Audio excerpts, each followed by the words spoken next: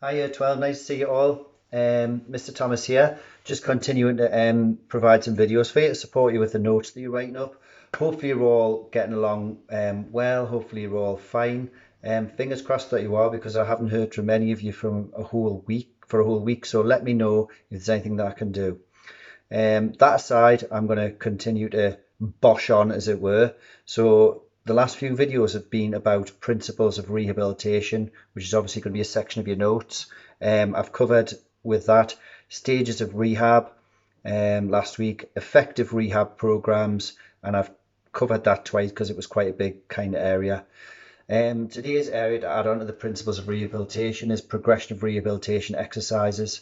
So when we think about the exercise that we're going to use to rehabilitate people, there's a couple of criteria that we use. We don't just look at time and treat everybody the same. This is the injury. This is how long you're going to do this for, blah, blah, blah, because we're all different. We all recover at different rates. We may have complications and things like that. So instead, we use a variety of physiological and psychological criteria based around what kind of state the injury is in physically and what kind of state the athlete's in psychologically. To put together these rehabilitation exercises, there are 5 key training principles. So you'll find they're very much based on the principles of training because it's similar basically. So the first thing we're going to look at is the type of activity that you're going to set the athlete to do. So the types of activity should be split into activities that are going to help the actual injury, as well as activities that aren't going to stress that particular part of the injury, just based around keeping up general fitness so that people can return to action quicker. The second key training variable is the duration of the activity. So how much time are you going to spend doing this activity in each session? Are you going to spend an hour? Are you going to spend 20 minutes? Again, it depends on the athlete. You don't want to stress the injury further than it needs to be. The third key training variable is going to be the frequency of the activity and the frequency of the rest.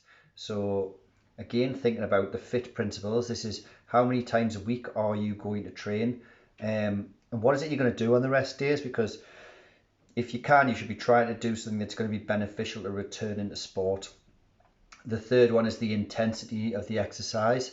So how hard are you going to work the athlete, or as an athlete, how hard are you going to work? So you base this around like perceived exertion. That could be something like the Borg scale. How hard out of 20 is what you're asking them to do? How difficult does it look like you're finding them? What kind of resistance are we going to use? If we're using weights, how heavy are they going to be? And how long are we going to give the athlete to complete the training type or activity that you've given them? Not too fast, not too slow. You're trying to get the maximum benefit. And the fifth and final key training principle in the progression of rehabilitation activities is the complexity of the activity. So obviously when you're setting up these exercise and activities for the athlete, you're going to have to begin with something simple and unilateral movement. So just perhaps one limb moving in the direction that it's supposed to be moving in, and you'll build that up and you'll end up with complex, multi-directional, multi-joint movements that replicate what's going on in sport. Each athlete does have a pathway to a sport and routine. I've made this for you. It's in your notes, obviously the right way around in there. So we're looking at first kind of steps in the pathway: returning to a full range of movement, maintaining muscle activation, so keeping muscles working, so that we can restore muscular strength, balance, and proprioception, which is how the nerves work to act on the muscles, the tendons, the ligaments, to make sure that the movements are correct. Then we move up and we start to normalize the biomechanics, so normalizing and repeating the movements that are going to be expected in sport. So for example, the volleyball player would be doing lots of plyometric jumping type activities, beginning in a unilateral type way to not overstress the injuries, and that's to restore speed, power, and agility, which are obviously key things in sports that we play. And the final one is returning to training. So almost full game type activities, full belt, and returning to sport. It's right at the peak of the triangle there. I've also provided a little case study around David Silva for you from the book. If you'd like to have a little go at that as well, please, that should just make sure that you understand everything that we're looking at in the principles of rehabilitation.